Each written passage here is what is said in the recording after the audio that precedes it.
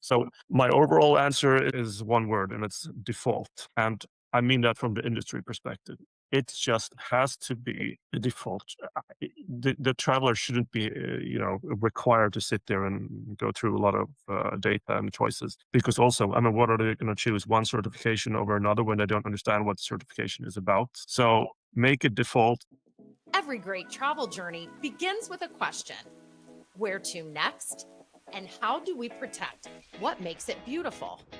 Welcome to the Conscious Check In, the podcast where sustainable hospitality, unforgettable travel, and bold conservation stories collide.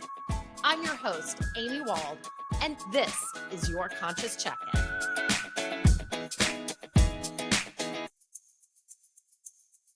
Welcome back, everyone, to another episode of the Conscious Check-In. And today I am excited to have a conversation with Richard Lindberg, the co-founder of One Planet Journey, who is coming to us from Sweden. Richard, how are you today? Very good. Thanks. Thanks for having me.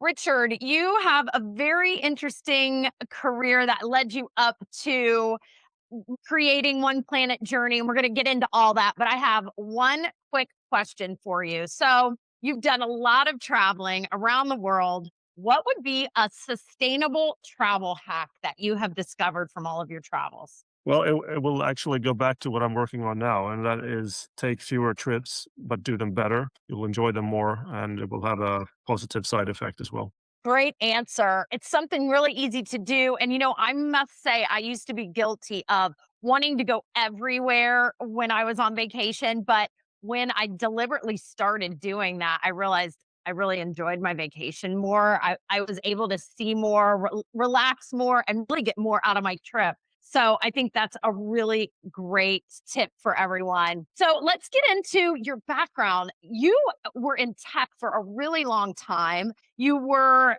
involved in some really interesting organizations. How did that background then lead you into One Planet Journey? Give us the cliff notes. It's actually serendipity, all of it. So, I mean, I was studying at university business, doing some work in sales during evenings to avoid taking loans, right? So I meet this guy. He has a brilliant idea for some software. This is pre-iPhone era, so a long time ago. And, he says, I need somebody with a business background. We decide to just, join forces, write the business plan, and it's kind of ballooned from there. I'll save you all the details here. So from that year until 4.5 years later, then we made an exit. It was software for mobile phones, peer-to-peer networking, lots of tech involved. I wasn't the coder myself. I just did the business parts, and it was a hell of a trip. Put up offices around the world, Silicon Valley, for example. Got investment from there as well. Then, when we sold it, the natural thing, you start another business in the same sector. This was 2009, and there was a lot of noise about the climate and sustainability because there was a big UN meeting in Copenhagen, which was close to where I lived back then. So I decided to actually do something within sustainability because it felt like an important thing to do. And I also, I started business for 4.5 years and we didn't have more than maybe an hour discussion about the whole topic. So my idea was to start a nonprofit to make these issues more spread out with students at universities, right? And that's how I got into sustainability. And it was very rewarding to see. And I still had contact with some of the people we had in our programs. It was, very, very fun. One thing led to another, and I stayed within that sector. I started working with sustainable finance or impact investing in London for a few years. And then in 2017, I got into tourism and travel. And that was creating a rating review service for sustainability, rating hotels and all food, restaurants, cities, based on a 200-point framework we developed on sustainability factors. And this was supposed to be kind of like a reality check that where travelers themselves had a say, because we have the certifications, right? But what do actually the travelers say about these things? So that was our idea. It was going very well until the pandemic came and destroyed all the fun. So I put down that business. Then after, when the lockdowns were coming or going away, me and my wife did a long trip with the car here in Europe for 5, 6 months. And It was a different trip than I was used to. When I used to be, the opposite of what I said here in the beginning. I took a lot of short trips, boom, boom, boom. But this trip was never different, and we stayed like a month in each place. It was a whole different experience. We get to experience life more as a local. We connected with people, and it was unhurried in a way, right? So that really changed my way of looking at travel. And when we got back home, I said, I got to tell more people about this, right? So we started writing about it, and that was the kernel for what turn into One Planet Journey. So you created this set of criteria, and it was to view the hotel from the traveler's perspective based on what the hotel said that they were doing from a sustainability, Yeah, not necessarily what thing? they were saying. It was more like what you observed as a traveler. Did you see solar panels on the roof? Was there electric charging, connector for the car? Was there vegetarian options at the restaurant? It could be tons of things, right? But all that you could see or not see then, based Okay. on your perspective. And then they were like divided for city kind of factors, restaurants, hotels, tours, and things like that. Now, I mean, we're seeing a lot of traction on it, and the reason why I didn't go back to work on that idea after the pandemic is because one of the problems was, of course, how do you make sure every review is authentic? Right? And this Mhm. is a problem that a lot of the big review services are suffering from with limited resources. I mean, they had hundreds of people just focused on weeding out bad reviews. We didn't have any, early on, but I could see that coming along, and it wasn't something I really wanted to spend a lot of money on. I visualize that being something in the future too, really almost like a secret shopper essentially now. And now it's certifications, but we're going to get into that. I won't digress because that's so interesting.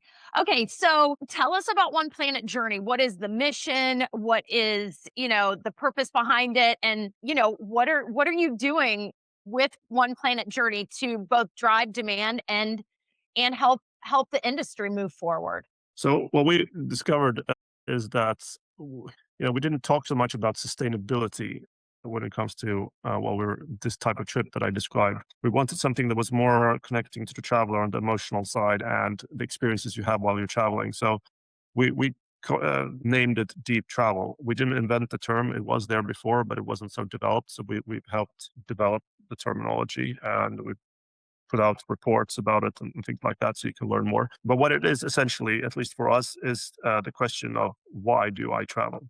Because normally you just obsess about the where, but this is more tied to you as a person, what kind of interests you have, special interests, passions that you'd like to follow, and those kind of determine where you go. So there's a deeper why, but it's also about a desire to connect on a deeper level to the destinations you come to, the communities, the people that live there. Yeah, personal development while you're doing all of these things, and because of the desire to connect and experience the raw or authentic way of the destinations, it also is a bridge towards the destinations and the communities themselves and the service providers, and the travel brands that are there. The deep travel is not only from the traveler perspective, because there's a lot of terminology out there, experiential, transformative, and those things, and those focus more on the individual. We see deep travel as a kind of a bridge between the sectors, and that is our mission at One Planet Journey, to create these deep connections between travelers, destinations, communities, and travel brands. That's great. That to me is really the foundation of sustainable travel. There's so much nomenclature out there. And that was one of the posts that really resonated with me. I had never thought about deep travel. And you put out a post on LinkedIn that was really explaining what is responsible travel, what is regenerative travel, what is sustainable travel, and then what is deep travel. Will you really quickly take us through those? Because I thought that was very interesting. Yeah, I mean, we get the question a lot, because we have I mean, One Planet Journey is essentially one of the legs we have is an online magazine, right? It's a digital magazine, and through that, we also get in touch with some of the best people in the business, and we can ask experts, because I don't consider myself an expert on, for example, regenerative travel. So we interview the people that are, and we get the definitions from them, and we know deep travel, and we can position that accordingly. So for me, sustainable travel is more industry oriented, like a, kind of like a baseline for the industry of how to view environmental, social, and financial sustainability. It's not something you don't go around as a traveler saying, I'm a sustainable traveler. I mean, it doesn't happen. Perhaps you would say responsible, but again, it doesn't work that way.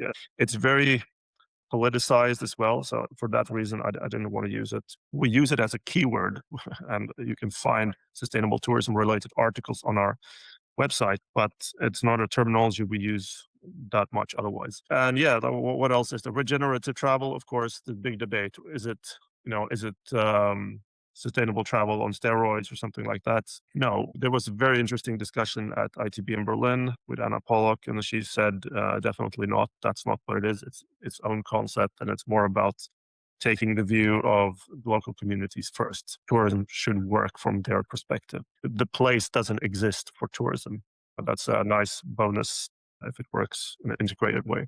So I think regenerative travel has a lot of great points, but the question again there is something that the traveler can adopt because there is some good practical examples, but again, it's not something that is easy to grasp maybe for a normal traveler. I've always wanted to be able to, you know, connect with the traveler in an easy way to describe what can travel be like. How can we make a higher return on investment for your journey and for the communities, the destinations themselves, without it feeling like a lesson or factoid. Or some of the problems I've just had with sustainability when I was working with it before outside of travel was that I don't like the rhetoric. I don't like the shaming and the guilting and the dooming and all those kind of things. I've never enjoyed it, and I think personally, this is my personal opinion, is that a lot of the reasons of why it hasn't gone further is because of this type of communication style. I agree. And I find that interesting because I've started to stop using that word sustainability. I mean, of course, people have to understand what you stand for and your mission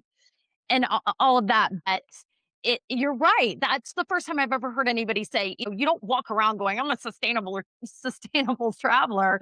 And it's so true. And we really have to tap into what is the language of the traveler in order to create that demand, in order to drive adoption. I was really glad that I saw that post, and thank you for that explanation. So, what would you say the one thing, if we could name one thing that is universally being, not we are not getting right when it comes to, again, what do I call it? Sustainable, regenerative, deep, tourism and hospitality right now out in the marketplace. Well, apart from what I already said with the way it's being communicated, I think also it's from industry perspective at least, it's a bit markety, gimmicky, and I think that's part of the problem also because travelers are savvy enough to understand when it is. I'm not going to use the word greenwashing all the time because some businesses or a lot of businesses do this with genuine interest and they want to do the right thing. So I'm not buying into that so much. Not everything is greenwashing like some people want to claim. But again, the traveler, they don't know all these things. We might know it because we're working with it, right? But you have 1,000 things to worry about when you're traveling. Understanding all the intricacies of what sustainable travel is, it's not going to be high on your agenda. So they will see, they see these things and they see this word that's become politicized in the general debate. They dismiss it. And also it's confusing because a lot of people will just equate it with environmental issues, and then we're Mhm. totally missing the human layer of it, which Mhm. is because of sustainability is a lot about the social issues, which we've seen in the headlines the last 2 years, right? When we have too much tourism in certain places and locals are pushing back and they're not feeling that their city is theirs anymore. So that's definitely a consequence of too much focus just on the environmental side. All right. So, you kind of touched on this a little bit, but we have all of these surveys out there and polls happening from different organizations saying that this percentage of traveler wants to travel sustainably and they're going to make the right decisions. But yet, when it comes to actually choosing sustainable travel, we have what they call a say do gap. So, what do you think is going to actually help move that shift forward and close that gap? Is it psychology? Is it pricing? Is it messaging like we just talked about?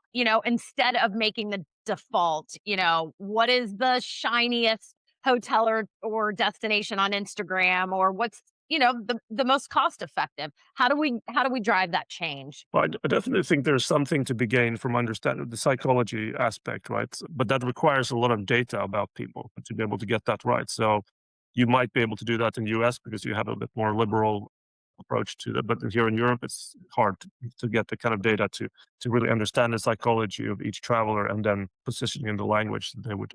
So my overall answer is one word, and it's default. And I mean that from the industry perspective. It just has to be the default. The traveler shouldn't be, required to sit there and go through a lot of data and choices. Because also, I mean, what are they going to choose? One certification over another when they don't understand what the certification is about? So make it default, and that's, in my opinion, again, the only way we're going to get this to scale the way we want it to scale. Okay, so I'm gonna be a little contrarian. I mean, of course, we want it to be the standard. That's the ideal situation, but we are so far from that. Well, how do we do it in the meantime? Is it not a little bit of the traveler's responsibility to educate themselves and want to do better? When it comes to travel responsibility, I usually have a lot of things to say about that, but it's more on the behavioral level, right?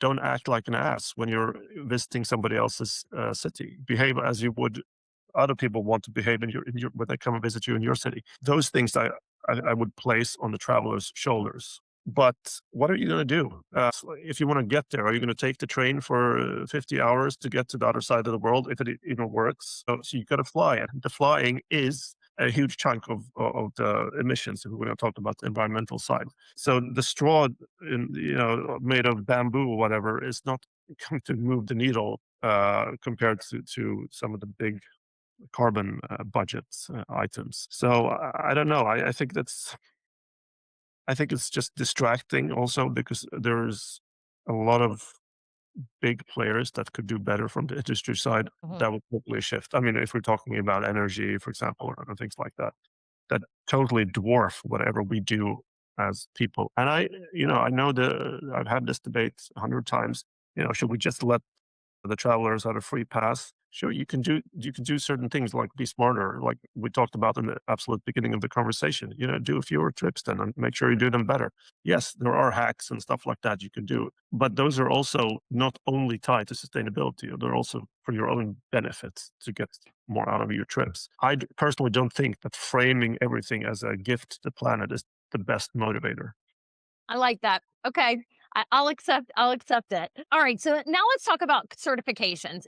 And if you're a traveler listening, I'm sure that's very confusing. Even if you're a hotelier, it's still confusing unless there's somebody driving that in your organization. And if you're a destination, I think you're thinking, okay, if we are trying to move our destination as a whole more sustainably, hospitality organizations have to get on board.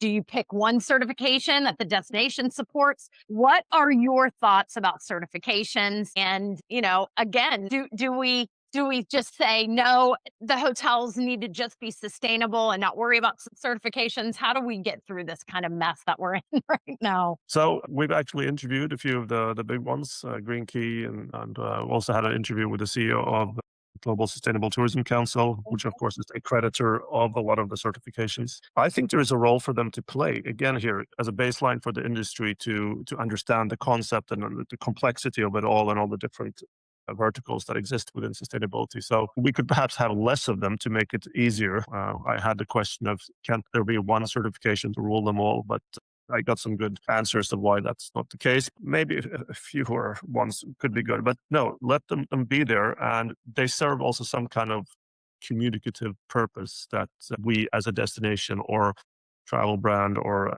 hotel, we take this issue seriously. We got to start somewhere, but to ask for the traveler to recognize these things and understand it, again, I think it's a fool's errand. It's just separating the things. I think they should be there. I think they do a good job of, again, there are some problems with third party audits and all these kind of things, but as a whole, I would say that they fulfill a good function. I agree. I think the misconception though is that you adopt a certification before you do the work. I Mm. always try to encourage the market or whoever I'm having a conversation with. It's there to organize your efforts, make them deeper, create deeper impact, and then of course reward you for all your hard work. And I think they do denote, signal to the traveler that something good is happening. I wonder too, maybe the answer is some of these certifications just come together and maybe instead of us having 30 certifications, now a few companies merge and we have 15 certifications because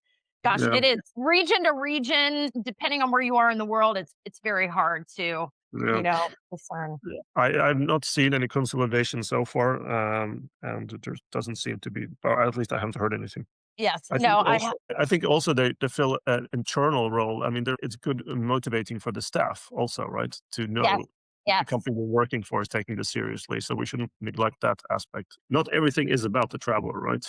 So No, and I'm so glad that you said that. To me, I used to talk about that a lot, and I feel like businesses kind of they or not kind of, but they most certainly underestimate how powerful that can be for an employee in hospitality and travel. And you're exactly right. It not only signals to them credibility, but then it lets them know that they're working for someone who has not only the community and travelers' interest, but their own interest as a priority. So I'm glad you brought that up.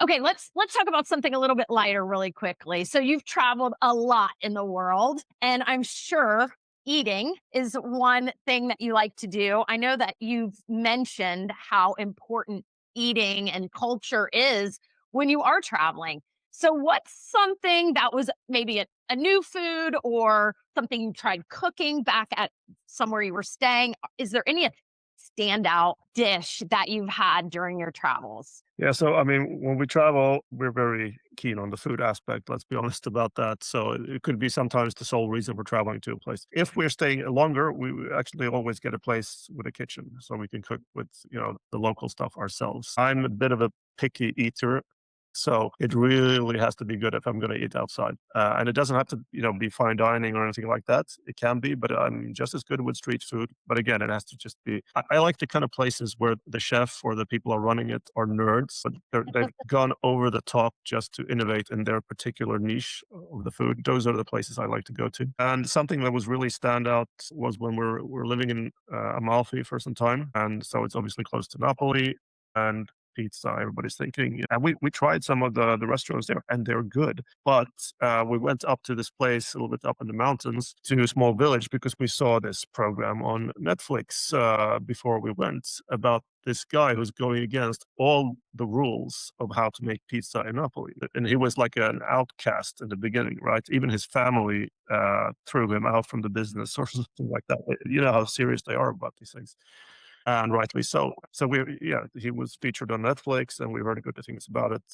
We had to book it way in advance just to get a seat. Right? We get there, we drive up to the mountains, we get our seats. He comes out and says hello, introduces himself. So it was like all the ambiance was there already before we got to the pizzas. And then we got it. We ended up eating, I think, 5 pizzas each. And before you judge, I can say they They were were n no, they weren't small, but they were light. The dough is I mean, we were just blown away, and my wife, she's a sourdough fanatic already, right? So she bakes a lot, and this is sourdough pizza that he's specialized in. It was just like air, right? So when you ate one, you felt like you haven't really eaten it.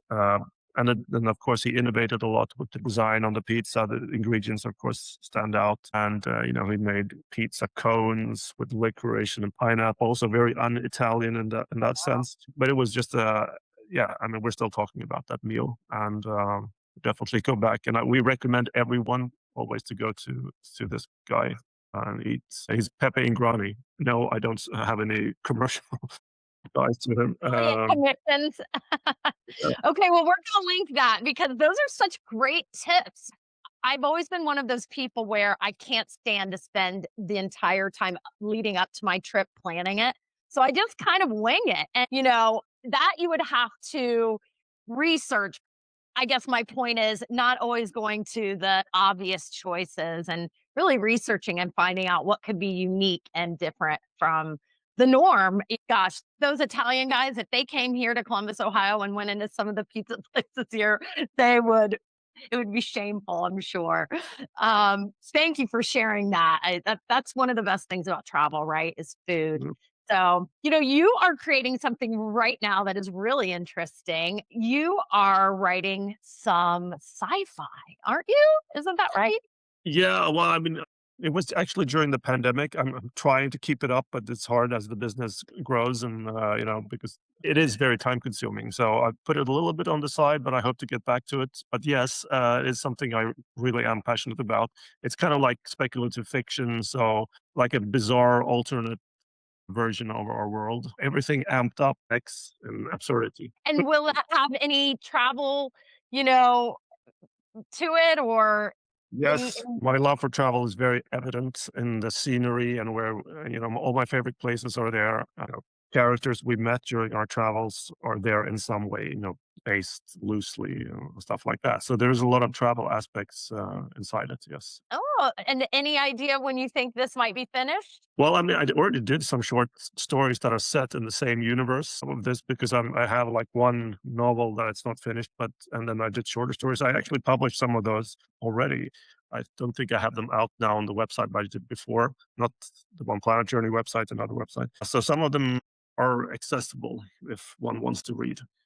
Well, we would love to share those also in the show notes in case anybody is interested. I'm sure there's travel and, fiction, sci-fi people that have the same interests as you. Sci-fi, I'm not so much into. I think my brother scarred me when I was little. He would tie me up literally in jump ropes and make me watch Star Trek. And I think, I think I'm scarred from it, but I'm sure they're very interesting. I would love to take a look. I'm a Okay, Star Trek so fan. Good show. yeah. Um, okay, so Richard, I am very passionate about conservation and animals. And honestly, that's the purpose of this is that I hope that one day we live in a world where everybody, you know, considers and loves animals so much. And I just think animals could solve the world. I know that's pie in the sky, but if we all had some more compassion, right, it would definitely make the world better. So I love to ask the question, what kind of animal inspires you, or do you feel like you emulate through the world? Do you have one that comes to mind? Well, everybody wants to say lion, obviously, but I'm not going to do that. So I would actually say chameleon because Ooh. if you think about deep travel, it's like you adapt to the place, right? You don't make it all about yourself. You go there, and that's the whole purpose. You want to live like a local. You want to understand the cultural codes, and how do you do that the best way? You try to fit in, right? So I would definitely say that's chameleon. That is a great answer. You really inspired me to plan my next trip. I'm getting the travel bug just during our conversation. Okay, so one final question for you, Richard. Fill in the blank. One planet journey exists because. To create deeper connections between travelers, local communities, destinations, and the service providers that exist. Perfect. And you are doing that right now, and I can't wait to see the work that is coming. If people want to find you and they would like to reach out, talk to you, follow your journey, I mean, they can always find me on LinkedIn, where I post 4 times a week, roughly. Otherwise, oneplanetjourney.com. You can subscribe to the newsletter. It comes out once a month, no spam. And the website has tons of inspirational articles.